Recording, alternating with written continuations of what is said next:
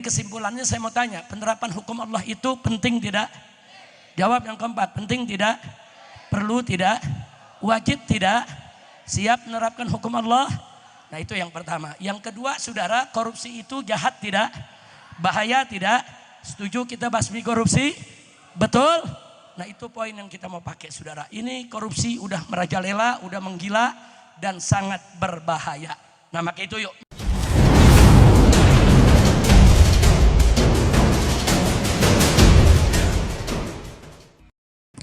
Assalamualaikum warahmatullahi wabarakatuh.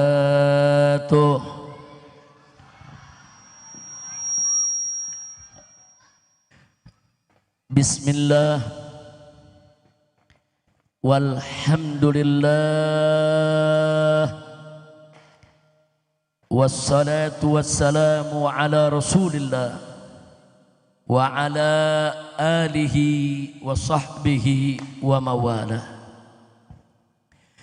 Ashhadu an la ilaha illallah wahdahu la syarika lah wa ashhadu anna sayyidana Muhammadan abduhu wa rasuluh la nabiyya ba'dah. Allahumma salli wa sallim وبارك على سيدنا وحبيبنا وشفيعنا ومولانا نبينا محمد وعلى آله الطاهرين الطيبين وأصحابه الغر الميامين ومن تبعهم بإحسان إلى يوم الدين. أما بعد، سيادة الحبائب الشرفاء وسعادة العلماء الفضلاء وجميع الحاضرين والحاضرات الأحباء الأعزاء رحمكم الله. في هذه المناسبة السعيدة الطيبة المباركة لا أنسى أن أوصيكم جميعا ونفسي بتقوى الله وبطاعة رسول الله صلى الله عليه وسلم. فنسأل الله سبحانه وتعالى أن يهدينا إلى صراطه المستقيم ويجعلنا من المتقين ويدخلنا جنته جنة النعيم بحق سيد المرسلين والحمد لله رب العالمين. تقبل الله منا ومنكم فتقبل يا كريم. Alhamdulillah, pada malam hari ini, di malam awal daripada bulan Rajab ini, yang kita dianjurkan, kita di tempat ini menjadi penyebab turunnya rahmat dan barakah. Apalagi malam ini kita kumpul bersama para habaib. Alhamdulillah, pada malam hari ini saya betul-betul gembira, senang, bahagia, bersyukur kepada Allah. Saudara, ternyata acara yang dulu dirintis semacam ini dengan tujuan mengumpulkan umat jangan sampai terpengaruh dengan acara-acara di Pondok Bambu ini, inisiasi oleh guru kita Al-Muhtaram Kiai Haji Munawir Asli. Acara tersebut dilanjutkan, saudara, dan direstui oleh keluarga besar daripada almarhum Kiai Haji Fahrozi Ishak, mulai dari rumah dikit-dikit dan sekarang yang kelima ini Kiai. Alhamdulillah, ini yang kelima, artinya keberlanjutannya ada, saudara. Makanya malam ini, walaupun ini yang pertama kali saya hadir di acara malam tahun baru di tempat ini, tapi dulu hampir tiap malam tahun baru saya selalu hadir bersama Kiai Haji Fahrozi Ishak di Kampung Melayu, saudara. Mudah-mudahan insya Allah Kiai Haji Munawir Asli beserta keluarganya, para jamaahnya, ya awal diadakan, kita lihat bagaimana ulama-ulama, kiai-kiai yang ada di Duren Sawit, Pondok Bambu khususnya, bersatu bersama untuk, saudara, memakmurkan acara ini. Al-Muhtaji Zayadi Muhajir, Kiai Haji Zayadi ini bukan sembarang kiai. Anda boleh tanya nanti sama Kiai Munawir Asli, ulama besar, ulama pejuang, saudara, yang hidupnya dihabiskan untuk dakwah kepada Allah. Murid-muridnya tersebar di mana-mana tempat, saudara.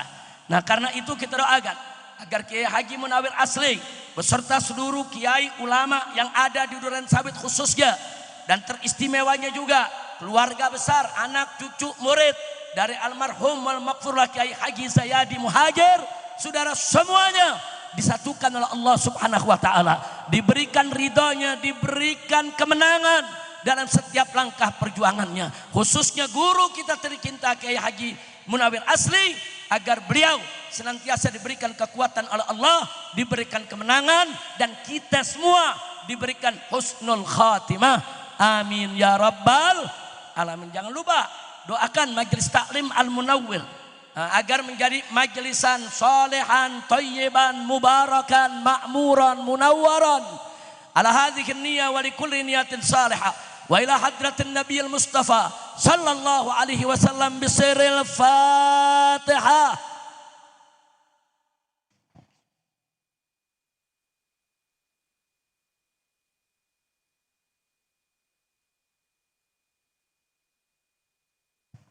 Taqabbalallahu minna wa minkum fataqabbal ya karim. Dan yang membuat saya juga bahagia hadir bersama kita di sini guru-guru kita semua. Orang tua saya seketinta, guru saya Syekhi Al-Walid Al-Muhtaram Al-Mukarram Kiai Haji Maulana Kamal Yusuf. Begitu juga Syekhi Al-Walid Al-Muhtaram Al-Mukarram Kiai Haji Mahfuz As-Sirun, saudara. Ini luar biasa. Kumpul bersama kita malam ini kiai-kiai yang begitu banyak, saudara. Dan semuanya insya Allah menjadi penyebab turunnya rahmat dan barakah buat kita. Dan habaibnya juga tidak kurang yang hadir. Masya Allah, tabarakallah. Kita lihat di sini ada saya punya menantu waladi Al-Habib Hanif bin Abdurrahman Al-Attas. Kemudian masih ada di sini di belakang kita, saudara, kita punya guru yaitu Al-Habib Hamid bin Abdullah Al-Kaf, Al-Habib Salim bin Umar Al-Hamid, Al-Habib Abu Bakar Maulad Dawila, Habib Taha Segaf, dan masih ada yang lain yang tidak saya sebutkan satu persatu karena begitu banyak tuan-tuan guru kita yang hadir. Mudah-mudahan semuanya senantiasa disatukan oleh Allah Subhanahu wa taala dalam cinta, dalam mahabbah, dalam persaudaraan, dalam persatuan, disatukan di dunia bersama kita dan kelak insya Allah disatukan bersama kita dalam surganya Allah. Amin ya rabbal alamin. Ahibba'il kiram, pada kesempatan ini tidak banyak yang ingin saya sampaikan. Saya hanya ingin mengingatkan kepada kita semua, saudara. Yang ingin saya ingatkan adalah bahwa kewajiban kita sebagai manusia, boleh kita katakan kalau selama ini kita selalu bicara HAM, hak asasi manusia, hak asasi manusia. Tapi sedikit yang bicara soal KAM, soal kewajiban asasi manusia. Jangan melulu kita bicara hak, tapi kita melupakan kewajiban kita, saudara. Apa sih kewajiban asasi manusia, saudara? Satu ayat saja kita ingatkan untuk diri kita. Sebagaimana Allah nyatakan dalam Al-Quranul Karim, faqala ta'ala, wa ma khalaqtul jinna wal insa illa liya'budun. Itu kewajiban kita semua. Allah yang nyatakan, tidaklah aku ciptakan jin dan manusia kecuali hanya untuk beribadah kepadaku. Hanya untuk taat kepada Allah, ibadah kepada Allah, tunduk kepada Allah, laksanakan hukum Allah. Itu semua adalah kewajiban seluruh umat manusia, saudara. Tapi hanya orang-orang mukmin saja yang ingin memenuhi kewajiban tersebut, saudara. Nah, maka itu yuk, saya ingin ajak pada malam hari ini, saudara semua, di malam tanggal 1 Rajab ini, saudara, yuk mari sama-sama, rame-rame kita semua, bagaimana kita laksanakan kewajiban asasi manusia kita terhadap Allah Subhanahu wa taala. Simpel kewajiban kita, saudara. Apa-apa yang diperintahkan oleh Allah dan Rasulnya, jalankan.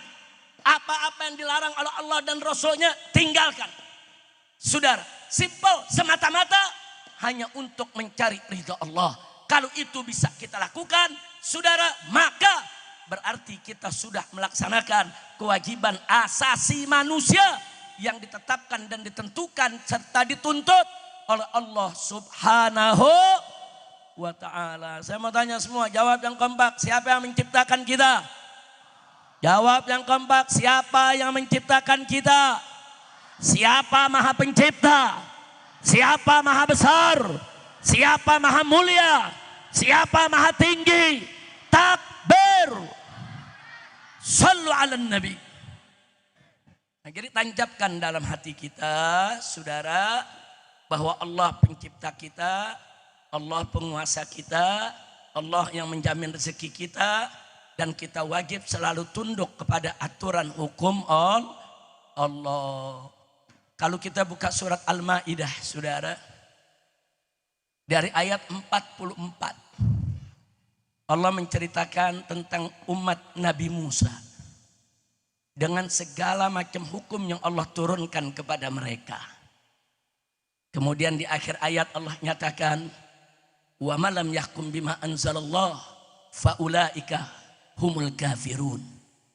Barang siapa yang tidak menghukum dengan apa yang diturunkan oleh Allah, maka mereka adalah kafir. Jadi bukan ulama yang mengkafirkan, bukan. Bukan Habib yang mengkafirkan, bukan. Allah yang menyatakan, saudara, barang siapa saja yang tidak menghukum saudara dengan apa yang diturunkan oleh Allah, nggak mau menggunakan hukum Allah, mereka adalah orang-orang kafir. Kemudian di ayat 45-nya masih Allah ceritakan tentang hukum yang berlaku di umat Nabi Musa alaihissalam. Dan di akhir ayatnya Allah nyatakan, wa manam yahkum bima anzalallah faulaika humudz zalimun. Dari siapa-siapa yang tidak mau menggunakan hukum Allah, nggak mau menghukum dengan apa yang diturunkan oleh Allah, mereka adalah orang-orang zalim. Siapa yang menyatakan? Allah. Siapa yang berfirman? Allah, saudara.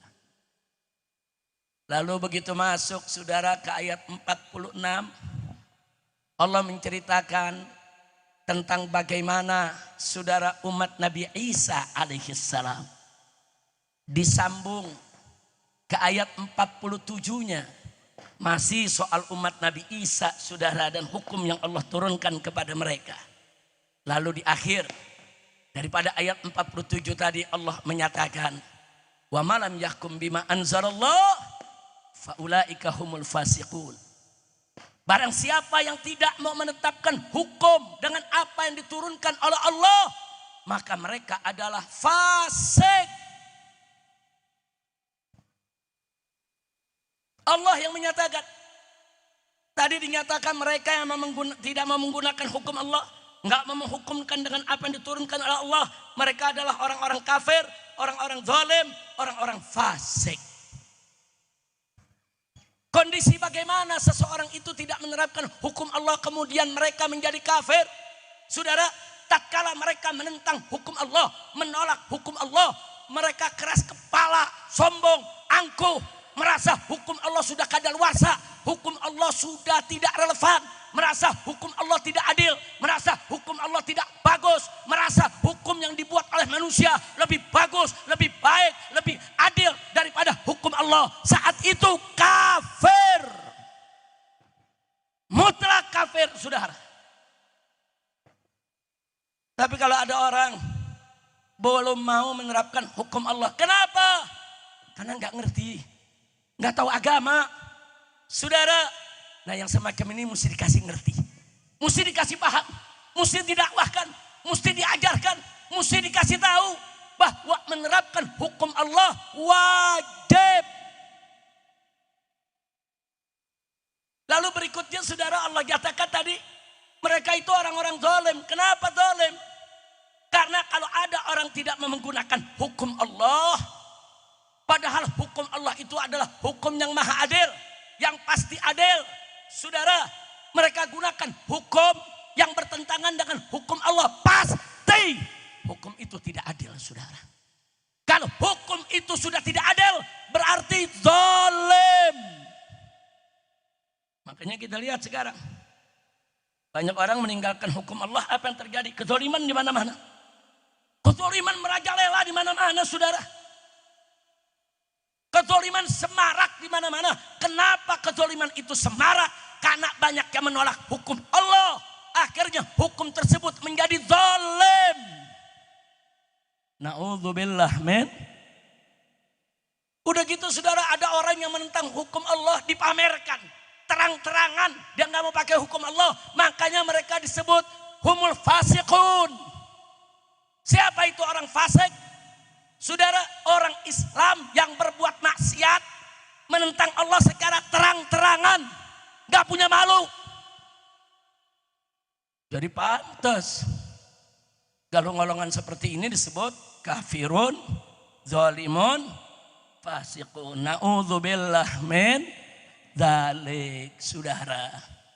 Nah, sekarang selanjutnya di ayat 48-nya Allah ingatkan kepada Nabi Sayyiduna Muhammad sallallahu alaihi wasallam.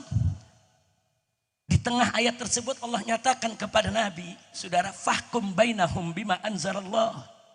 Hei Nabi, hei Rasul, fahkum bainahum bima anzalallah. Tetapkan hukum di antara mereka, kau punya umat. Dengan apa? Bima anzalallah. Dengan apa yang sudah diturunkan oleh Allah. Allah yang perintahkan Nabi, terapkan hukum Islam, terapkan hukum Allah. Jangan ikuti hawa nafsu siapapun. Begitu masuk ayat 49-nya. Di awal ayat, Nabi diingatkan lagi oleh Allah. Wa anihkum bainahum bima anzalallah. Hei Nabi, hei Rasul. Hukum di tengah mereka dengan apa yang telah diturunkan oleh Allah.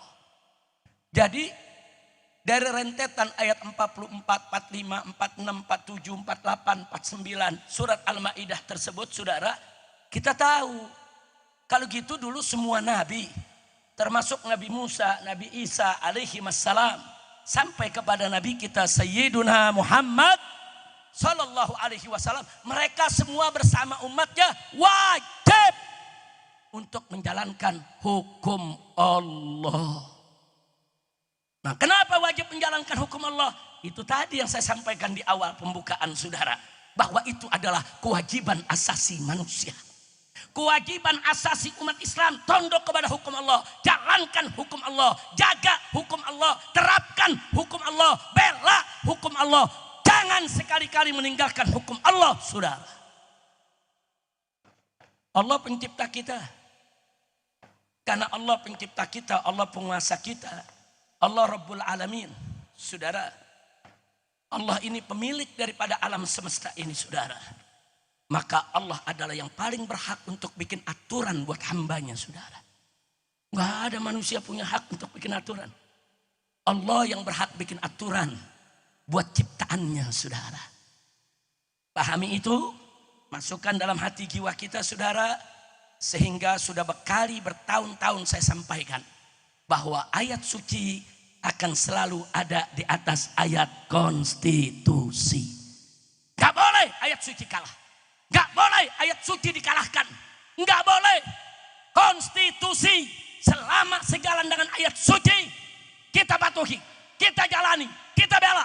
Tapi begitu ada konstitusi yang bertentangan dengan ayat suci, wajib direvisi. Gak boleh untuk kita jalankan, lawan, luruskan, ubah supaya tidak bertentangan dengan ayat suci, saudara. Kira-kira jelas tidak? Saya mau tanya semua di sini, saudara, semua di sini saya mau tanya, kita ciptaan siapa? Kita ciptaan siapa? Siapa Maha Pencipta? Siapa Tuhan kita? Angkat jari satu semua, takbir. Siapa Maha Tunggal? Siapa Maha Esa? Siapa Maha Besar? Takbir. Sallu ala Nabi. Kita lanjut, saudara, ke ayat 50-nya. Ini pamungkas luar biasa, saudara. Di ayat 50 Allah tegur nih kita semua. Allah tegur umat Nabi yang mau nyeleweng-nyeleweng dari hukum Allah. Apa Allah nyatakan? Afa hukmul jahiliyati yabghun wa man ahsanu minallahi hukma liqaumi yuqinun. Shadaqallahul azim. Apa kata Allah? Itu manusia-manusia yang gak mau pakai hukum Allah. Itu manusia-manusia yang gak mau tunduk kepada hukum Allah. Afa hukmul jahiliyati yabghun. Apa mereka menghendaki hukum jahiliyah? Apa mereka menghendaki hukum jahiliyah? Hukum yang zalim, hukum yang tidak berperi kemanusiaan, hukum yang tidak beradab, hukum yang tidak berkeadilan. Apa hukum semacam itu yang mereka mau? Kemudian ditegur oleh Allah. Wa man ahsanu minallahi hukma. Siapa yang punya hukum lebih bagus, lebih indah, lebih baik daripada hukum Allah? Enggak ada, saudara. Bagi siapa yang punya keyakinan begitu, liqaumi yuqinun, bagi orang-orang yang yakin kepada Allah, mukmin kepada Allah, takwa kepada Allah. Nah, makanya saya ajak nanti kalau pulang ke rumah, buka surat Al-Maidah. Dari ayat 44, 45, 46, 47, 48, 49 sampai ayat 50. Baca, renungkan saudara. Jadi Allah udah kasih tahu, nggak ada hukum sebagus hukum Allah, nggak ada. Nggak ada hukum seindah hukum Allah, nggak ada. Nggak ada hukum seadil hukum Allah, nggak ada. Nah jadi sekarang kita lihat di kehidupan kita saat ini sudah. Kenapa kemungkaran merajalela, kemaksiatan merajalela, korupsi merajalela, saudara, kezaliman, pembunuhan di mana-mana merajalela karena meninggalkan hukum Allah. Dan kalau sudah meninggalkan hukum Allah, saudara, rusak kehidupan kita. Kita lihat sekarang dalam rumah tangga, saudara. Gara-gara banyak suami istri yang tidak lagi menegakkan sholat, tidak lagi menjalankan syariat dalam rumah tangganya. Tiap hari ribut, saudara. Bahkan saat ini udah gak asing, saudara. Di media kita baca berita-berita yang mengerikan. Suami gorok istri. Istri bunuh suami. Saudara, enggak sampai di situ. Suami siram istri dengan air keras. Istri sirami suami dengan air panas. Apa? Ini kok jadi kehidupan kayak binatang, saudara.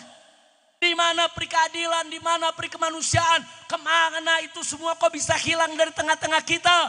Karena kita banyak meninggalkan hukum Allah, saudara. Nggak sampai di situ. Anak yang gorok bapaknya ada. Anak yang bunuh ibunya hanya gara-gara nggak dikasih duit buat beli rokok. Biadab. Tapi kenapa ini bisa terjadi? Kita hanya jangan bisa menyalahkan si A atau si B, anak atau bapaknya, saudara. Ini semua merupakan akumulasi karena kita tidak menegakkan hukum. Kalau hukum Allah ditegakkan nggak begitu, saudara. Nggak berani anak kurang ajar sama orang tua. Nggak berani, saudara. Suami-suami melakukan kekerasan menyiksa istrinya, nggak berani. Hei para suami, kalau kau sudah tidak suka kepada istrimu, benci istrimu, kalau kau sudah tidak mau hidup dengan istrimu, kembalikan mereka ke orang tuanya dengan cara baik, sebagaimana kau ambil nikahi mereka dengan cara baik. Tasrihin bi ihsan au imsakin bi ma'ruf au tasrihin bi ihsan. Ambil nikahi dari orang tuanya, ambil dengan cara yang baik. Ceraikan, lepas dengan cara yang baik. Makanya saya kaget melihat data statistik di Indonesia. Dalam satu hari ribuan saudara perceraian terjadi di kantor-kantor urusan agama, di pengadilan-pengadilan agama. Se-Indonesia per hari saudara ribuan yang bercerai. Astagfirullahaladzim. Ini semua karena kita jauh dari hukum, termasuk korupsi yang merajalela. Kalau kita pakai hukum Allah, saudara. Kalau kita pakai hukum Allah, pencuri saja yang memenuhi nisab dan syaratnya harus dipotong tangan. Itu nisabnya nggak seberapa, cuma berapa dirham? 4 dirham. 4 dinar, bukan dirham, saudara. Katakan kalau dia itu 4 dinar atau beberapa dinar, saudara. 1 dinar berapa gram emas sih? Hitung aja, saudara. Hanya mencuri beberapa puluh juta mesti dipotong tangan. Terus yang korupsi triliunan. Terjadi di kita punya negeri, saudara. Tambang ini korupsinya 300 triliun. Tambang ini korupsinya 270 triliun. Tambang ini, saudara, korupsinya 500 triliun. Apa ini? Kalau kita pakai hukum Allah, saudara, pencuri yang hanya puluhan juta saja mesti dipotong tangan, apalagi yang triliunan, potong kepala mereka, saudara. Setuju? Koruptor dihukum mati, setuju tidak? Setuju tidak? Takbir. Ini enggak. Rubu dinar. Dinar kam gram? 4,25 gram. Ya, 4 graman. 1 gram sekarang 1,5 juta. Nah, kalau 4 gram sudah 6 juta. Nah, kalau 4,25 6 juta lebih. Ya, saudara, hanya mencuri 6 juta lebih, saudara, udah potong tangan. Asal memenuhi syarat yang lain, karena ada definisi mencuri, saudara. Lalu yang triliunan, yang miliaran, innalillahi wa inna ilaihi rajiun kemarin, yang korupsi 271 triliun, cuman dihukum penjara 6,5 tahun. Iya, kacau tidak? Kacau tidak? Saudara, kalau 271 triliun cuma 6 tahun, ini jamaah juga mau rame-rame di penjara. 6 tahun 271 triliun. Betul? Betul? 271 triliun musiknya dihukum mati. Betul? Setuju? Setuju? Takbir. Kita hitung-hitungan dulu nih malam nih. Hitung-hitungan, yang punya kalkulator, yang punya HP, lu hitung aja dari malam. Korupsi 271 triliun. Itu kalau dipakai buat makan sehari-hari, satu harinya 1 miliar deh dia makan. Saya mau tanya nih, orang Duren Sawit ada yang makannya 1 miliar sehari? Ada? Ada? Kalau nggak mati kelolotan loh. Katakan ada orang makan 1 miliar per hari, saudara. Setahun berapa hari? 365 nih kalau kita hitung miladiah nih. 365 hari, saudara. Berarti 1 tahun makannya 365 miliar. Udah 1 triliun belum? Belum. Kalau udah 3 tahun baru 1 triliun, begitu kan? Lebih-lebih dikit, saudara. Betul? Nah sekarang kalau 3 tahun makan 1 triliun. Kalau 271 triliun, itu 1 triliunnya buat 3 tahun. Kalau 271 triliun kali 3 berapa? Coba hitung, saudara, hitung. Itu kalau dikali 3 itu bisa 813 tahun. Tapi kalau kita hitung lebih teliti cuma 742 tahun. Makan 1 hari miliar, 742 tahun baru selesai, saudara.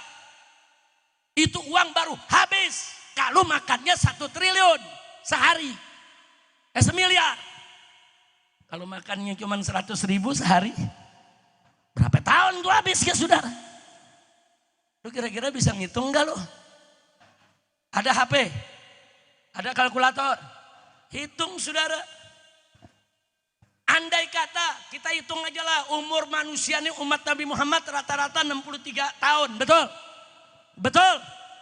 Nah sekarang itu 271 triliun, kalau dimakan sehari, saudara, 1 miliar, habis dalam waktu 742 tahun. 742 tahun itu berapa keturunan?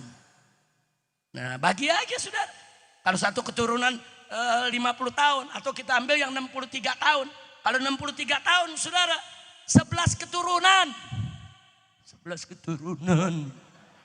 Hampir punya anak, punya cucu, punya kikit, punya cucu, punya kikit. Ya teruslah tuh.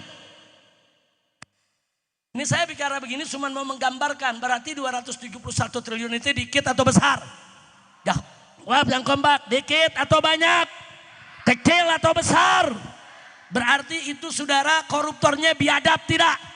Kurang ajar tidak? Apa setuju kalau hanya dipenjara 6 tahun? Setuju tidak? Jadi harus diapakan? Hukum mati. Kalau pencuri potong tangan, koruptor sampai triliunan potong kepalanya, saudara. Takbir. Ada yang nanya, Habib apa dalilnya potong kepala? Lu mau dalilnya gak? Dalil logika aja dah ya. Kalau dalilnya pakai ayat hadis, kemudian pakai ijma kias kepanjangan. Ini ceramahnya sampai jam 4 pagi. Mau denger gak? Mau denger gak? Orang mencuri 10 juta, atau mencuri 6 juta potong tangan. Saudara, betul? Nah itu kalau mencuri 6 juta, 7 juta, nyolongnya pakai apa? Nyolongnya pakai apa? Makanya dipotong tangannya. Tapi kalau orang nyolongnya 271 triliun, nyolongnya pakai apa? Nyolongnya pakai apa? Otaknya di mana? Potong kepalanya. Kira-kira setuju gak? Setuju gak? Lu kalau setuju jangan diam aja, teriak, protes. Jangan diam saudara, kurang ajar ini. Makanya malam hari ini saya mau ajak, anak muda. Enggak ada sautannya. Anak muda. Ya gue males panggil lu dah. Bu. Tuh kencangan ibu-ibu. Bu. Bu. Nah gue ulapin ibu-ibu aja dah. Bu. Lu sih pelan jawabnya. Ayo saya mau tanya anak-anak muda. Anak muda. Anak muda. Nah baru lu gak mau kalah sama ibu-ibu lu. Kalau ada maling ayam, lu jangan gebukin. Kadang-kadang maling ayam digebukin sampai mati. Maling jemuran digebukin sampai mati. Betul? Maling sendal di musola, udah gitu sendalnya butut digebukin juga sampai mati. Tega banget, jangan. Kalau ada maling-maling rekian begini, tangkap, serahin ke polisi. Biar diproses, saudara. Setuju? Setuju? Kecuali rampok, begal, bunuh orang, saudara, memperkosa yang punya rumah. Nah kalau begitu gue serahin dah ke masyarakat. Tapi kalau sekedar nyolong sendal jepit, jemuran, saudara, udah gitu yang dicolong, caldem udah bolong. Pak kalau gebukin, tega loh. Jangan. Begitu tangkep aja, serahin kemana? Ke polisi, saudara. Serahin aja ke polisi, saudara. Tapi kalau ada koruptor, miliaran, apalagi triliunan, yang begitu boleh kita ubar. Kejar, gelar pengadilan rakyat, gantung di Monas rame-rame, saudara. Setuju tidak? Takbir. Siap lawan koruptor, siap ganyan koruptor, siap basmi korupsi. Takbir. Ini ada lagi nih, saudara. Temuan baru. KPK ngumumin ada 2 anggota DPR jadi tersangka karena saudara menyalahgunakan CSR dari Bank Indonesia. CSR itu apa sih? CSR itu saudara corporate social saudara responsibility. Artinya pertanggungjawaban suatu perusahaan. Kalau ada pabrik gula saudara, nah nanti itu diminta mengeluarkan dana sosial untuk membantu para petani tebu yang selama ini membantu mereka beri masukan supaya pabrik gulanya jalan. Kalau ada pabrik kecap, keluarkan dana sosialnya saudara setiap tahun. Untuk siapa? Untuk para petani kedelai. Karena tanpa mereka kedelai nggak ada. Kalau nggak ada kedelai, kecap nggak ada. Kasih, itu namanya TSR. Atau bahasa Inggrisnya CSR, saudara. Itu hak rakyat, saudara. Oh kalau ada developer membangun perumahan di satu perkampungan, saudara. Truk mereka bulak-balik, jualanan hancur, rusak, saudara. Masyarakat dirugikan, keluarkan dananya, bikin jalanan, aspal, hot mix, supaya masyarakat ikut merasakan keuntungan perusahaan. Bagus tidak? Itu namanya CSR, saudara. Itu namanya CSR. Itu aturannya ada undang-undangnya, saudara. Sekarang CSR Bank Indonesia, saudara, yang jumlahnya miliaran diberikan kepada anggota DPR. KPK ngumumin 2 anggota DPR terlibat, saudara. Umat teriak, tangkap, tangkap, tangkap. Akhirnya 2 orang anggota tadi ngaku. Dia bilang ke KPK, bukan saya aja yang ngambil. Semua anggota Komisi 11 dapat juga. Begitu KPK tahu semua anggota Komisi 11 dapat juga, ditutup tuh kasus. Nggak jadi ada tersangka. Kurang ajar tidak? Kurang ajar tidak? Apa DPR berhak dapat CSR, saudara? Enggak, CSR tuh buat masyarakat. Jadi kalau di Duren Sawit ada pabrik, saudara, yang rusak jalanan, tokoh masyarakat boleh datang, minta dong CSR-nya, betulin jalanan. Minta dong CSR-nya, itu dari kau punya tempat banyak sampah, rapihin dong tempat sampah, rapihin dong saluran air. Itu CSR untuk masyarakat, bukan buat anggota dewan. Gila di negeri, saudara. Gila. Enggak sampai di situ, saudara. Dana PSN, saudara. Dana program-program proyek-proyek strategis nasional. Berdasarkan laporan, saudara, PPATK, saudara. Ini laporan resmi. Dinyatakan 36%, saudara, dikorupsi. Ini ada apa? Ini negeri mau dibawa kemana? Ini akibat kita tidak menerapkan hukum. Maka itu saya mau tanya semua di sini, saudara, mau pakai hukum Allah? Betul? Betul. Takbir. Saya tambahkan satu lagi, saudara. Salah satu ciri negara sakit. Kita mau tahu nih, negara kita sehat apa sakit? Kalau kita mau tahu salah satu cirinya, kata Ibn Khaldun, saudara, kalau itu negara bergantung kepada pajak. Kalau negara tersebut bergantung kepada pajak dari rakyat, negara itu sakit, saudara. Ini di Indonesia nih. Supaya Anda tahu, ini laporan resmi dari BPS, Badan Pusat Statistik, pada tahun 2024 yang baru lalu, saudara. Apa dikatakan? Bahwa APBN, anggaran pendapatan, saudara, negara Indonesia ini 82,4% diperoleh dari pajak. Astagfirullahaladzim. Kenapa jadi dari pajak, saudara? Saya baca laporannya, saudara. Ternyata dari sumber daya alam kita. Sumber daya alam kita ini kaya banget. Kita punya minyak sawit, kita punya minyak bumi. Saudara, ada timah, nikel, emas, batu bara, bauksit, aspal, segala macam. Sampai uranium kita punya, saudara. Kaya raya.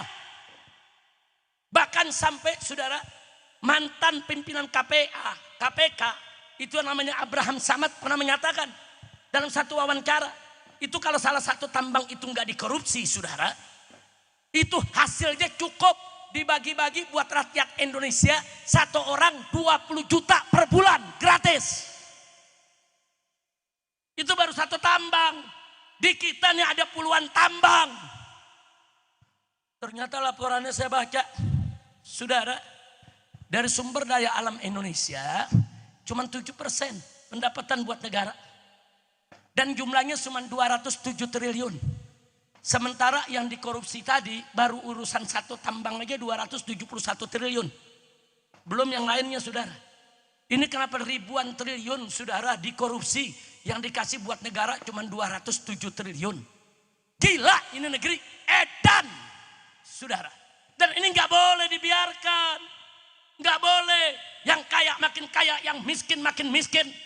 Nah, sekarang kita lihat apa yang terjadi di tengah-tengah kita, saudara. Pabrik banyak yang tutup, pribumi gulung tikar, rakyat sengsara, banyak pengangguran, cari kerja susah, akhirnya nyolong kiri kanan. Saudara, susah tidak rakyat? Susah tidak rakyat? Ini semua gara-gara korupsi. Nah, gitu saya mau tanya nih, sebelum saya akhiri. Kita mau damai tidak sama korupsi? Setuju kalau sama koruptor damai? Pala lu bomenyan damai. Kok koruptor diajak damai? Enggak ada damai. Tegakkan hukum. Hukum yang berat, penjara mereka seumur hidup. Kalau perlu hukum mati. Kalau jumlahnya sudah kelewat batas, betul? Makanya saya berkali-kali di mimbar sering ngomong, Pak, Bu, korupsi di zaman Pak Harto ada, bukan nggak ada, banyak. Tapi korupsinya di kolong meja. Korupsinya di mana? Kolong meja. Begitu masuk zaman reformasi, saudara, korupsinya naik ke atas meja. Lebih berani terang-terangan, paham? Begitu di zaman Jokowi, meja-mejanya di bawah hari. Kacau tidak? Kacau tidak? ini yang menilai bukan saya saja. Hari ini kita dikejutkan, saudara, dengan satu berita mengejutkan. Saudara, berita apa itu gerangan, saudara? Ada satu organisasi, saudara, yang kerjanya di bidang proyek pelaporan. Namanya OCCRP, saudara. O-nya itu organized, saudara. Sementara C-nya itu crime, saudara. Organized crime and corruption. Reporting, saudara, project. Artinya apa? Proyek, ini lembaga proyek internasional untuk pelaporan kejahatan yang terorganisir dan kejahatan korupsi. Di situ diletakkan ada 5 sampai 6 nama koruptor paling, saudara, tinggi di dunia. Yang nomor 2, Jokowi. Ini apa bagaimana cerita ya, saudara? Ini nama bangsa Indonesia, ini merusak nama negara, saudara. Itu OCRP itu, saudara, supaya Anda tahu, itu organisasi jurnalis internasional yang setiap tahun dia memberikan laporan ke seluruh dunia, saudara. Seluruh kepala negara di dunia akan baca itu laporan. Presiden Indonesia, saudara, Presiden Indonesia yang sekarang menjadi mantan Presiden Indonesia ditempatkan sebagai orang paling korup di dunia. Nomor 2, nggak sampai situ saja, saudara. Bahkan pejabat yang sering menggunakan sistem, saudara, untuk melakukan kriminal terorganisir. Nah, kalau sudah dikatakan ini orang paling korup di dunia, mestinya KPK tangkap itu Jokowi, saudara. Betul. Dan Bapak Prabowo nggak usah melindungi Jokowi, jangan menjaga Jokowi, jangan membela Jokowi. Bahkan Prabowo mesti bersama-sama rakyat kita seret Jokowi, jebloskan ke penjara, saudara. Takbir, takbir. Prabowo luar biasa pidatonya, saudara. Kita kejar itu koruptor sampai Antartika. Sekarang kita ajak Prabowo, ayo tangkap koruptor di antara kita. Kira-kira setuju gak? Setuju gak? Jadi kita doain semoga Bapak Presiden Prabowo tidak omon-omon saja. Amin. Lu amin yang serius dong. Lu aminnya nyengir kuda. Amin. Semoga Allah berikan taufik dan hidayah buat Bapak Presiden Prabowo. Allah berikan petunjuk, Allah berikan kekuatan, Allah berikan keberanian untuk tangkap semua koruptor, jebloskan mereka semua ke penjara. Setuju? Kalau Presiden Prabowo melakukan itu, dukung tidak? Setuju tidak? Rela tidak? Takbir. Masya Allah, saya nggak mau panjang-panjang lagi nih. Panjang-panjang mengkelap jantung deg-degan. Urusan ntar gue sakit lagi. Nah, tapi setidak-tidaknya apa yang saya sampaikan barusan paham nggak? Jadi kesimpulannya saya mau tanya, penerapan hukum Allah itu penting tidak? Jawab yang keempat, penting tidak? Perlu tidak? Wajib tidak? Siap menerapkan hukum Allah? Nah, itu yang pertama. Yang kedua, saudara, korupsi itu jahat tidak? Bahaya tidak? Setuju kita basmi korupsi? Betul? Nah, itu poin yang kita mau pakai, saudara. Ini korupsi udah merajalela, udah menggila dan sangat berbahaya. Nah, maka itu yuk mari sama-sama saya minta kepada Hanif didampingi dengan tim hadrahnya, saudara. Nanti biar Habib Hanif yang mengatur kapan hadrah itu masuk, kapan hadrah itu tidak masuk. Rame-rame kita baca qasidah anti korupsi untuk membangkitkan semangat kita semua, saudara, melawan korupsi. Dan kalau perlu qasidah ini nanti disebarluaskan, saudara. Pakai PDF-nya sebarluaskan, selebaran di mana saja dibaca. Kita baca rame-rame, saudara. Karena apa? Untuk mengingatkan kita tentang bahaya korupsi. Setuju tidak? Nah, ini sebelum saya akhiri, saudara. Anda setiap hari ini saya dengar di majlis-majlis, di pesantren, di mana-mana madrasah, termasuk tadi Habib Hanif. Rame-rame kita baca salawat asghilil zalimin bid zalimin. Alhamdulillah digobul sama Allah, sudah. Kita minta sama Allah asghilil zalimin bid zalimin, bikin sibuk orang zalim sama orang zalim. Terjadi sekarang zalim sama zalim berkelahi. Buaya sama buaya berantem. Kalau buaya sama buaya berantem, lu jangan ikut campur. gelar tikar, taruh kopi, saudara, tonton. Setuju? Setuju? Sekarang maling memaling lagi ribut, saudara. Maling satu teriak, KPK tangkap ini maling. Maling ini yang bilang, bukan gua malingnya, itu yang ngelapor malingnya. Maling memaling ribut ya. Nah, makanya sekarang ikut campur jangan. Ikut campur jangan. Jangan. Ini doa Anda sedang bekerja. Allah gabulkan. Kan gak disangka. Menteri-menteri ribut. Jenderal-jenderal ribut. Pejabat-pejabat ribut. Main telanjang-telanjangan saudara. Iya, mana anak pejabat yang buntingin anak orang. Dibuka juga saudara. Udah kaca, udah hancur-hancuran udah. Nah makanya kalau udah begitu diam, tenang. Sebentar lagi akan datang pertolongan Allah. Amin. Amin. Amin. Nah pokoknya kita jangan mau diadu domba. Setuju? Adu domba hukumnya haram. Apalagi adu manusia. Adu domba aja haram. Tapi kalau ada setan bagaimana? Adu setan bagaimana? Wajib. Setan sama setan. Lagi baklai. Lu jangan pisahin. Kalau dulu lu adu lagi tuh setan. Kira-kira jelas gak? Jadi berarti doa umat Islam minta kepada Allah asghilidz zalimin bidz zalimin. Gobol tidak? Gobol tidak? Alhamdulillah. Jangan putus, itu selawat. Terus baca saudara. Lawan. Kita udah lawan pakai macam-macam cara. Ame demo udah saudara. Ama pilpres udah. Ame pilkada udah. Udah kita lawan udah macam-macam cara. Sampai FPI dibubarin. Saudara 6 laskar pengawas saya dibunuh. Sampai pengurus FPI ditangkap-tangkapin. Semua udah kita kerjain saudara. Udah semua udah kita kerjain saudara. Tapi karena mereka ini tidak sadar-sadar. Saudara kita masih punya senjata. Doa kepada Allah. Ad-doa silahul mu'min. Baca doa. Biar Allah yang hancurkan mereka. Amin. Amin ya Rabbal Alamin. Termasuk gosidah yang mau dibaca oleh Habib Hanif. Nanti itu penghabisannya ada, ayo bangkit basmi korupsi. Itu apa? Itu juga doa. Supaya semua orang yang dengar ini bangkit, lawan korupsi. Jangan biarkan korupsi di tengah-tengah kita. Jadikan korupsi sebagai common enemy. Musuh bersama bangsa Indonesia. Setuju? Angkat tangannya semua, takbir. Takbir. Sallu ala nabi. Tafadhal. Sama siap perang melawan korupsi. Siap perang melawan korupsi. Takbir. Takbir. Ayo suaranya sama-sama dikeluarin suaranya semua yang kompak. Hadroh ikut, tapi kalau saya kasih aba-aba berhenti, berhenti. Backing vokal biar Ustadz Adi Alwi yang jadi backing vokal.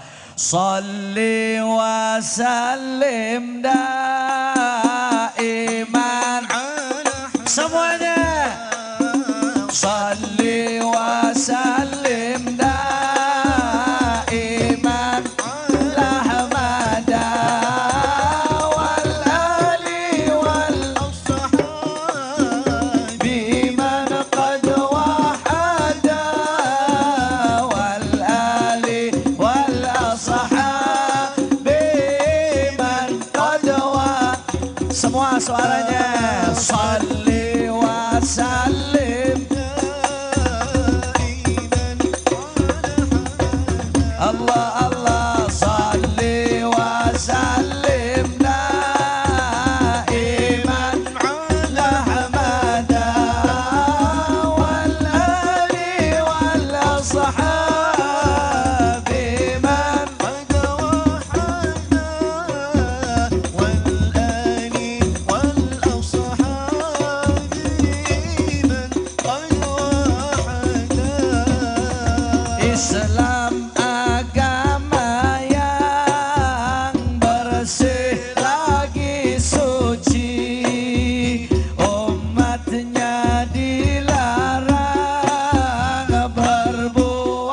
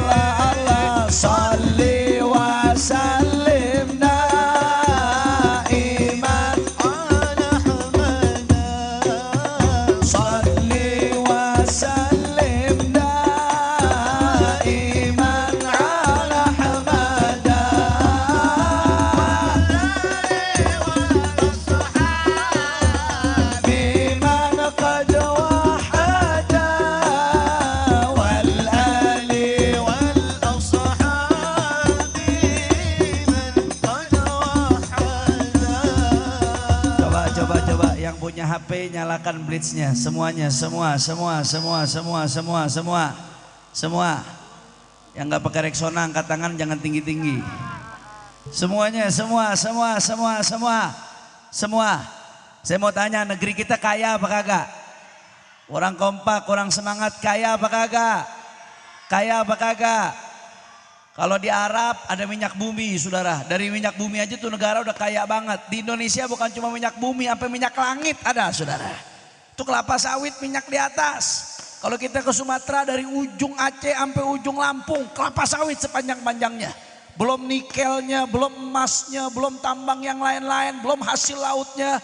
Kalau dikelola dengan baik dan gak dikorupsi, pasti negeri kita makmur, saudara. Betul?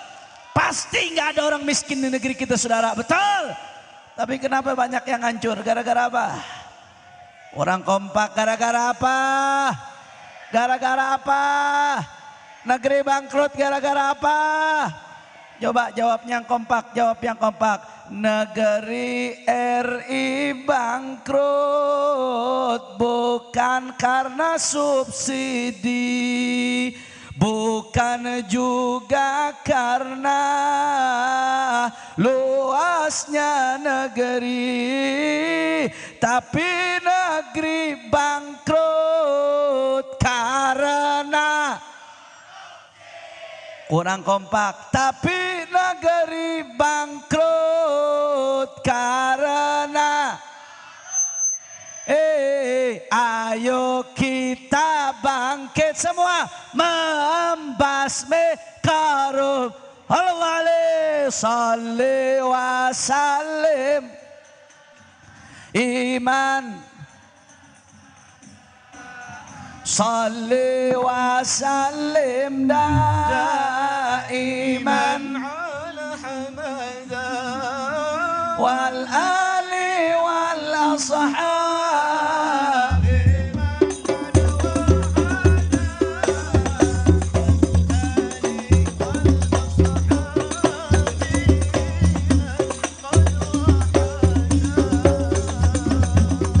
Rakyat banyak susah gara-gara apa? Lemes-lemes banget gara-gara apa? Sekolah mahal gara-gara apa? Rumah sakit mahal gara-gara apa? Rumah sakit mahal gara-gara apa? Rakyat banyak melarat akibat korupsi. Sekolah jadi mahal akibat korupsi. Kurang kompak ke rumah sakit antre akibat korupsi. Ayo kita bangkit membasmi korupsi. Allahumma shalli wa sallim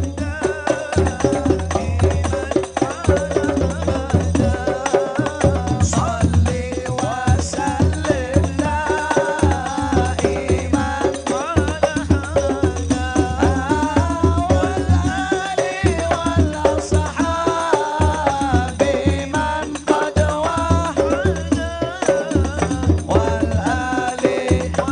wahada.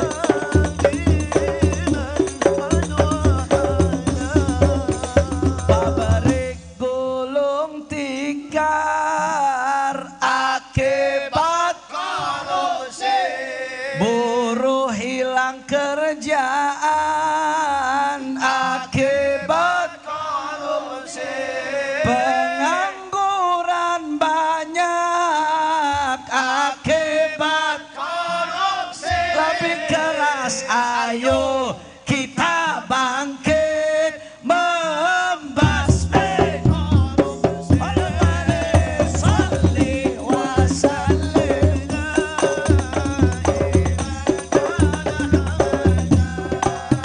shalli wa sallim daiman ala hamada wal ali wal ashab biman qad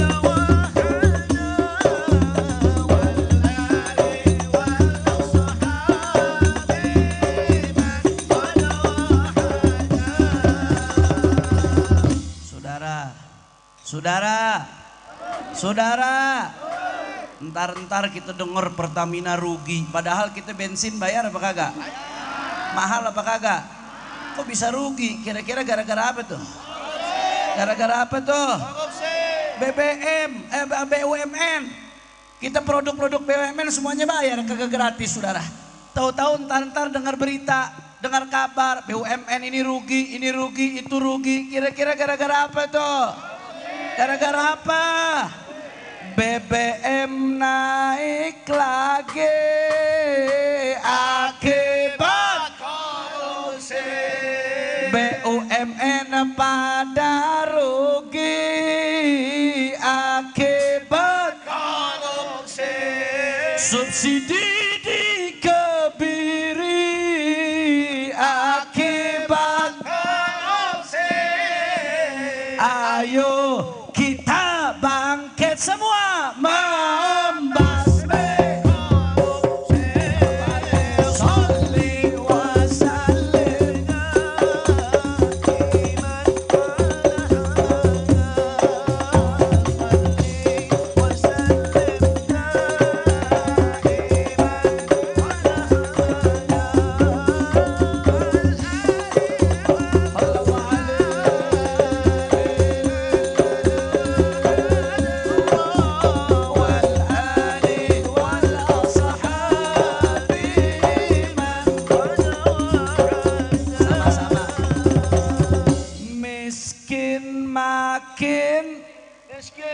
ya lemes banget nih. Jangan-jangan yang lemes baru masang selot nih. Miskin makin akibat korupsi. Bangkrut makin akibat korupsi. Ulang. Kalau begini caranya koruptor makin banyak, lemes-lemes saudara. Ngelawan korupsi lemes. Miskin makin akibat korupsi. Bangkrut makin akibat korupsi. Rusak makin akibat. Angkat tangannya semua. Ayo kita bangkit.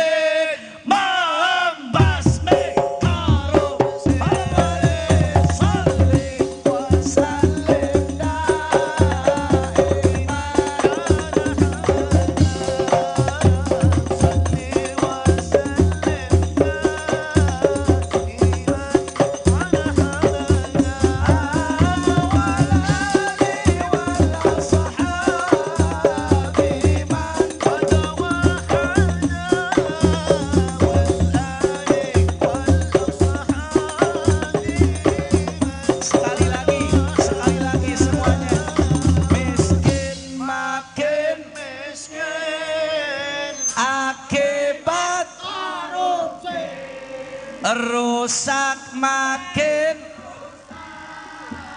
akibat korupsi. Hancur makin akibat korupsi. Angkat tangan semua. Ayo kita bangkit membasmi korupsi. Sholli wa sallim.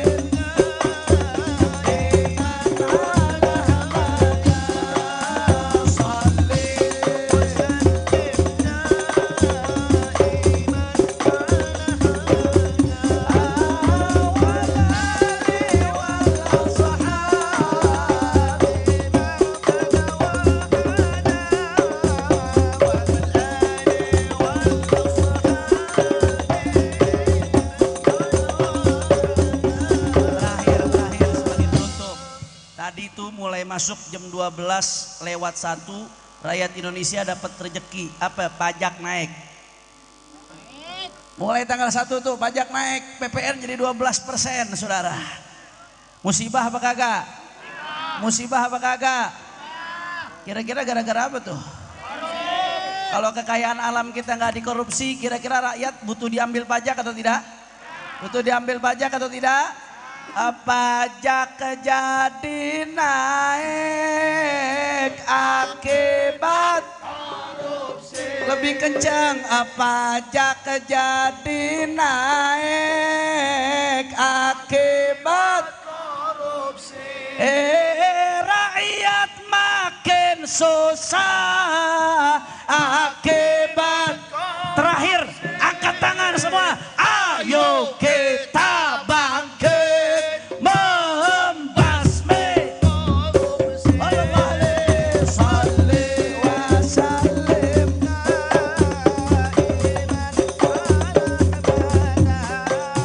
shalli wa sallim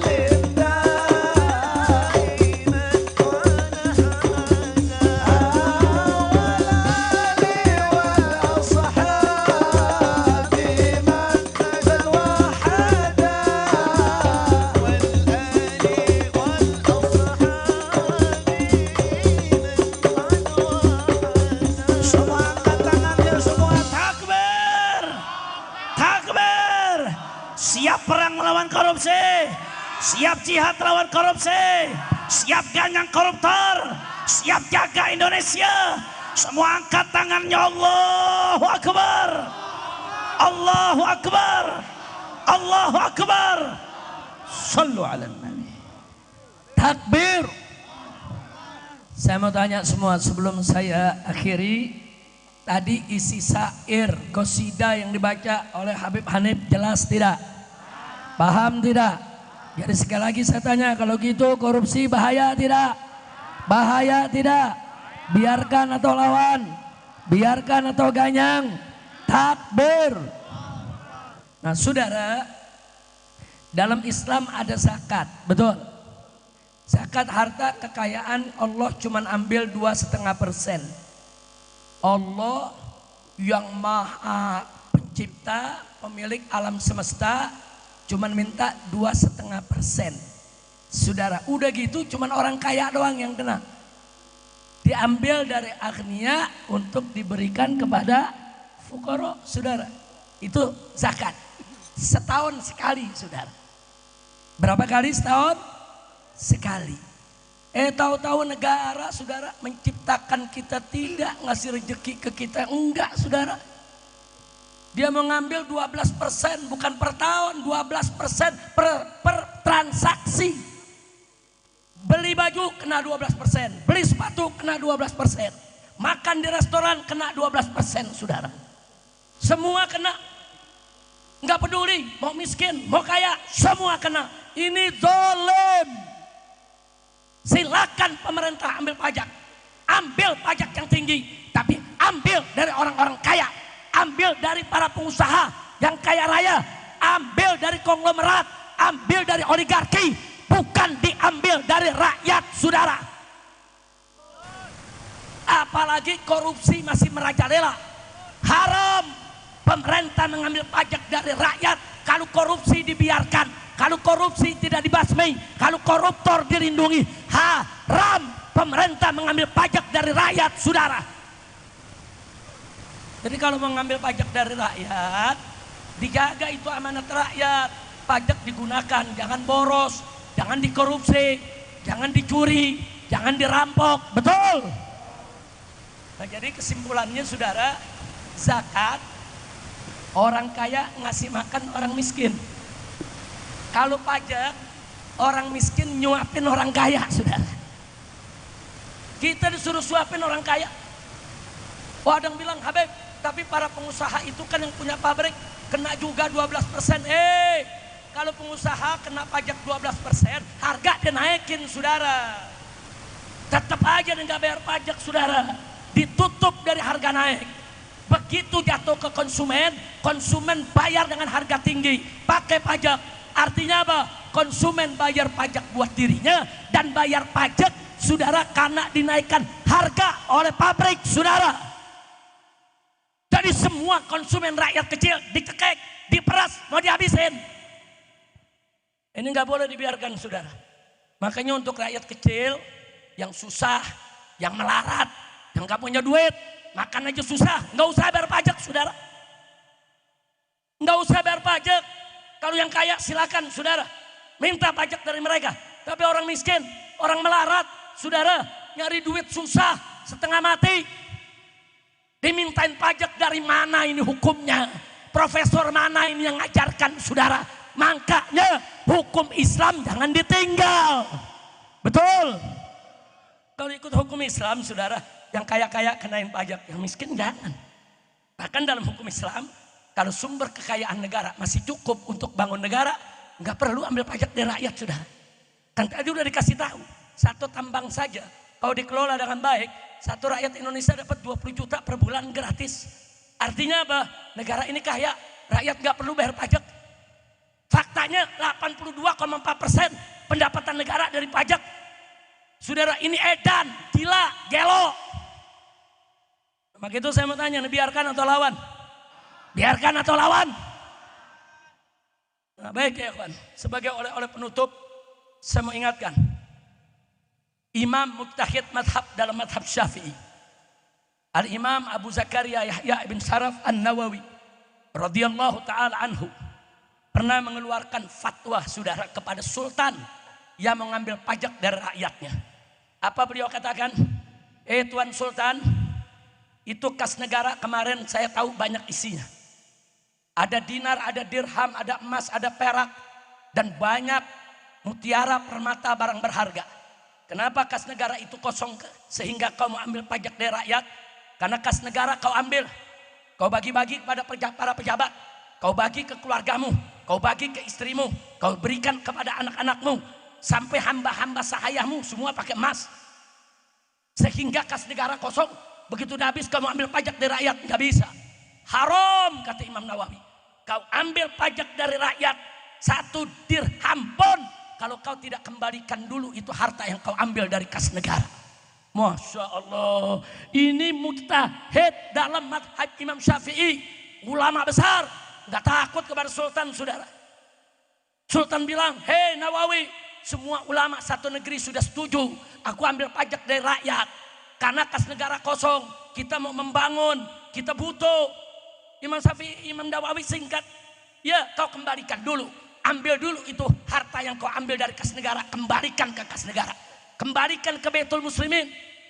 Emas-emas di leher-leher putri-putrimu, istri-istrimu, pejabat-pejabat, kembalikan. Kalau setelah dikembalikan masih kurang, baru boleh ambil pajak dari rakyat. Tapi kalau kau tidak kembalikan, gak boleh ambil pajak dari rakyat. Tahu selanjutnya apa yang terjadi? Saudara, dengan persetujuan para ulama istana, raja tetap ngumumin ada pajak saudara.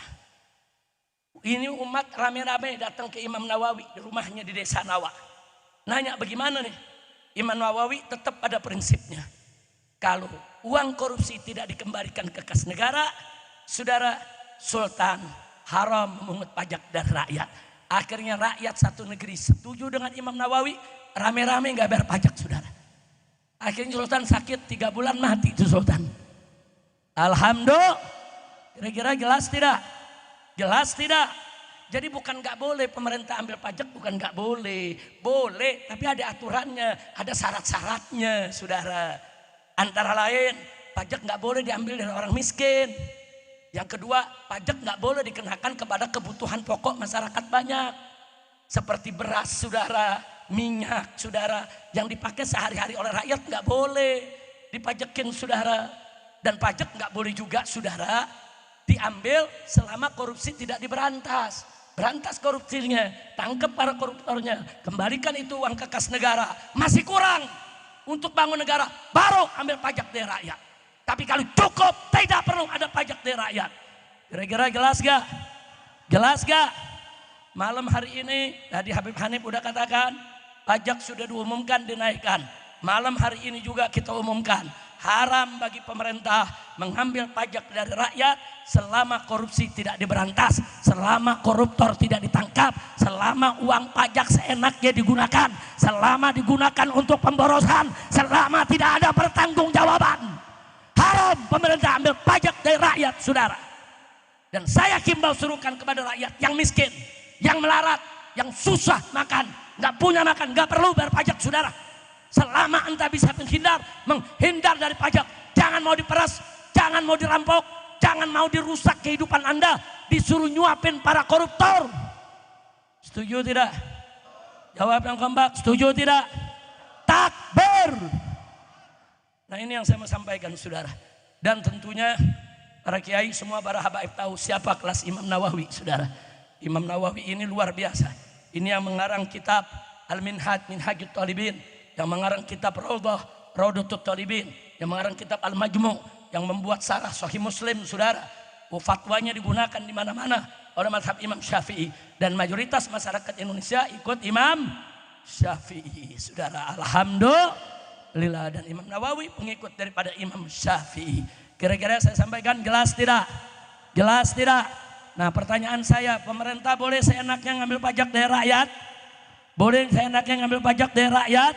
Nggak bisa, berantas dulu korupsi. Betul? Betul? Yang saya mau tanya, kalau pemerintahan Prabowo memberantas korupsi, nangkap koruptor, semua orangnya, semua harta yang dikorupsi dikembalikan ke kas negara, saudara, bagus tidak? Bagus tidak? Kalau Prabowo lakukan itu, saudara, dukung tidak? Dukung tidak? Bela tidak? Setuju? Takbir.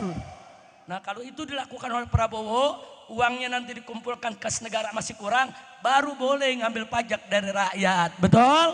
Kalau udah rapi begitu, siap bayar pajak? Siap bayar pajak? Takbir. Tapi kalau pemerintah tidak mau berantas korupsi, koruptor dibiarkan saudara, uang rakyat dihambur-hamburkan seenaknya saudara. Saya mau tanya, kalau begitu dukung jangan?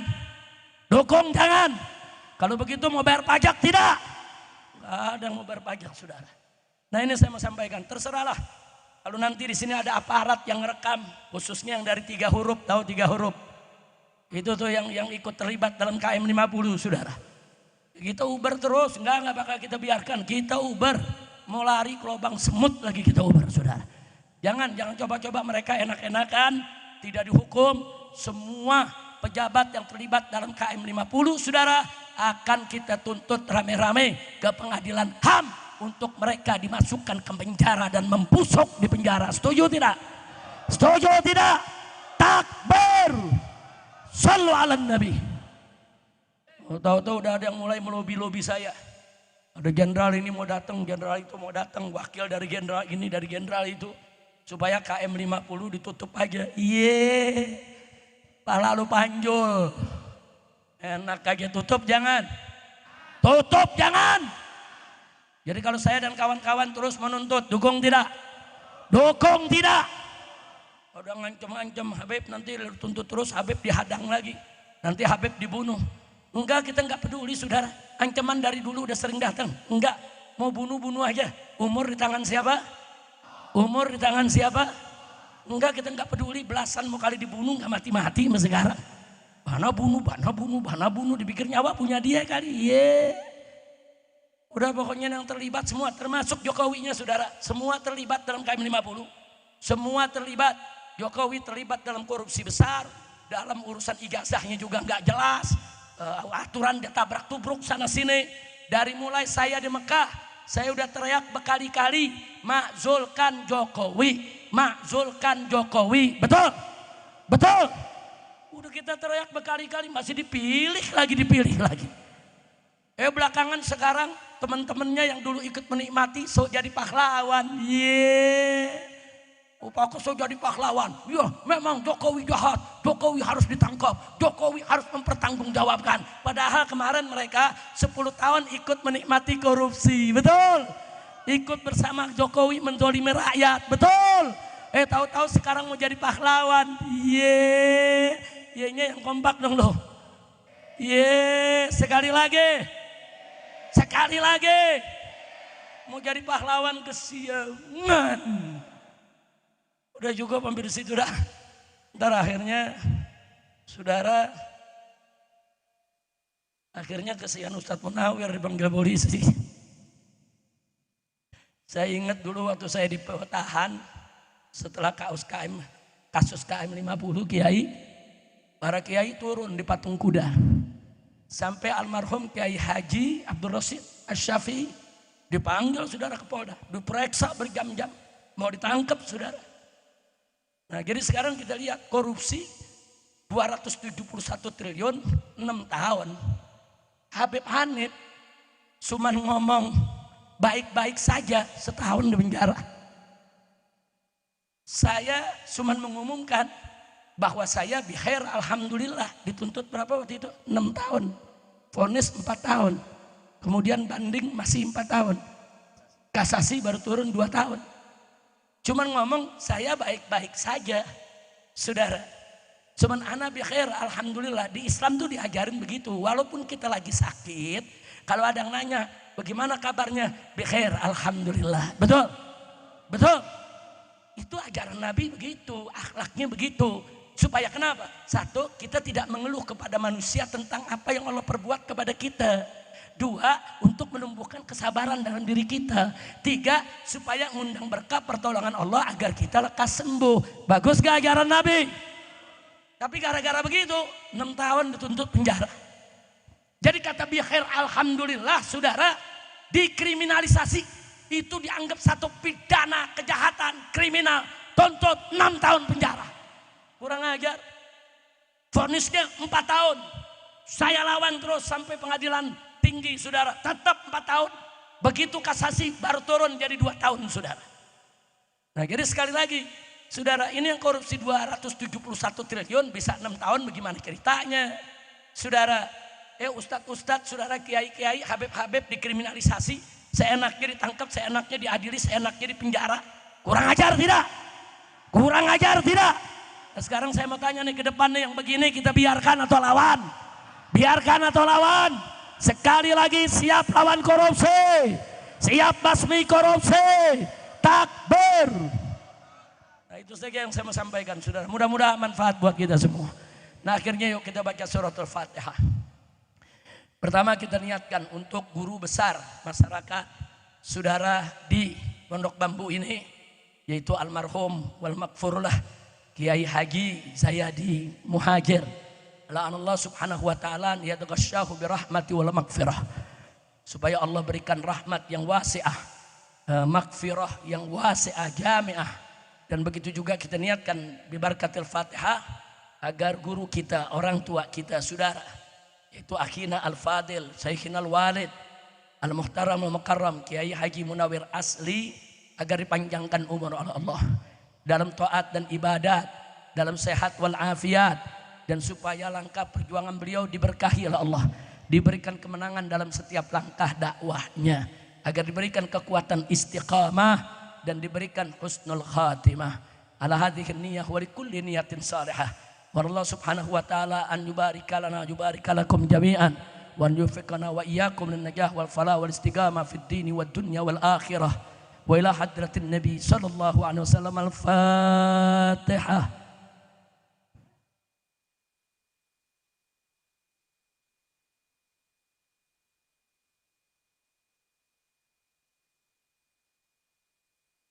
Selanjutnya secara khusus saya menyampaikan apresiasi terima kasih kepada Kiai Haji Munawir Asri, orang tua kita Kiai Haji Maulana Kamal Yusuf, Kiai Haji Mahfuz Asirun dan lainnya. Saya tahu betul beliau-beliau ini selama saya hijrah di Mekah 3 tahun setengah, beliau-beliau ini setiap di atas mimbar, di majelis taklim, nggak pernah lupa mendukung perjuangan saya dan kawan-kawan dan selalu mendoakan, saudara. Nah, justru dengan berkat doa beliau-beliau ini, para ulama, para kiai, saya menjadi bisa menghadapi berbagai macam ujian dan tantangan. Yang sebetulnya kalau dihitung-hitung saya juga nggak sanggup, saudara. Tapi kenapa tiba-tiba ketabahan itu muncul, kesabaran itu muncul, itu akibat berkah doa dari umat. Nah, bagaimana umat bisa ikut mendoakan? Ulama-ulamanya mengingatkan, saudara. Bahkan ada yang membuat syair-syair, ada yang membuat qasidah-qasidah untuk mendoakan saya, saudara. Sampai begitu saya pulang, kemudian 6 laskar diculik, disiksa, dibunuh, bahkan setelah itu difitnah, saudara. Dan akhirnya saya dipenjara, FPI dibubarkan, ATM, saya punya keluarga, saya punya istri, saya punya anak, saya punya mantu, semua dibekukan. Duitnya nggak ada yang bisa diambil dari bank, saudara. Dikergai sedemikian rupa. Di dalam penjara, saudara, kita pada awalnya, saudara, nggak boleh ketemu ini, nggak boleh ketemu itu. Dan seterusnya dan seterusnya. Bahkan saya sempat terkena COVID di dalam penjara, enggak, saudara, sampai dokter juga nggak didatangin. Begitu kita ribut pakai pengacara, panggil dokter tim dari Mercy, saudara, baru diizinkan saudara ya. Mereka menginginkan saya mati COVID di dalam penjara. Jadi alasannya enak. Habib Rizik udah mati karena COVID saudara. Nah tapi kenapa akhirnya semua tantangan itu bisa kita lalui saudara.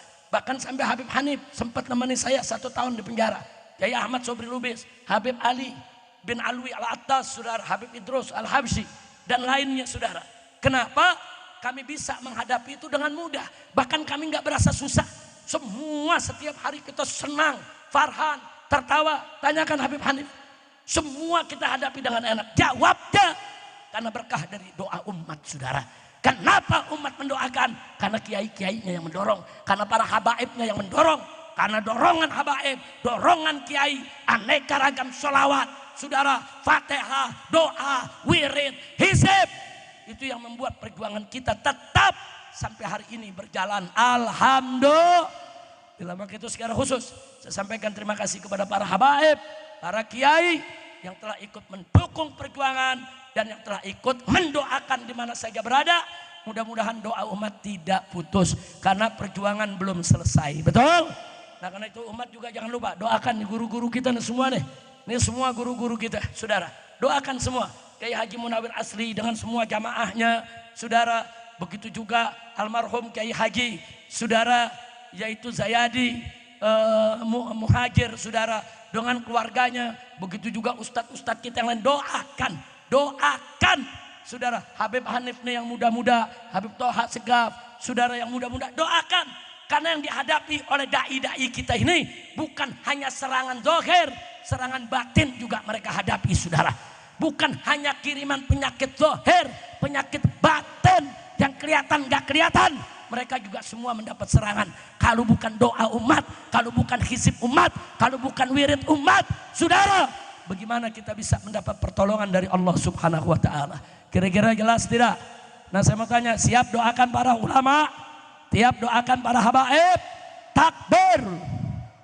Nah akhirnya saya berpesan secara khusus kepada masyarakat, tolong kalau di kampung kita, di mana ya, di Jakarta, di luar Jakarta, ada kiai sama kiai atau tokoh sama tokoh kurang akur, hati-hati, saudara. Kiainya nggak ada masalah, saudara. Hati-hati pihak ketiga yang datang dari luar. Nah ini suka ngadu domba, nih. Yang ini dibakar, yang ini dibakar. Supaya murid-muridnya pada ribut. Hati-hati. Sekarang ini kelompok ini sengaja masuk ke desa-desa, masuk ke kampung-kampung, bahkan masuk ke tengah-tengah kota. Kalau mereka lihat ada kiai musuhan, makin dibakar supaya ribut. Kalau mereka lihat Habib sama Habib ribut, saudara, makin dia masuk ke salah satu Habib yang bisa dipengaruhi, saudara, untuk ribut sesama habaib. Bahaya tidak? Bahaya tidak? Nah yang begini-begini, saudara, kita mesti waspadai. Nah ini saya punya pesan, tolong. Kalau ada orang-orang begini masuk ke kampung kita untuk adu domba habaib, adu domba kiai, saudara, usir. Jangan ada di tengah-tengah kita. Setuju tidak? Takbir. Nah itu saja yang bisa saya sampaikan. Terima kasih atas segala perhatian. Saya mohon maaf atas segala kekurangan, kekhilafan dan kesalahannya. Hadani Allah wa iyyakum ila siratikal mustaqim. Wassalamualaikum warahmatullahi wabarakatuh.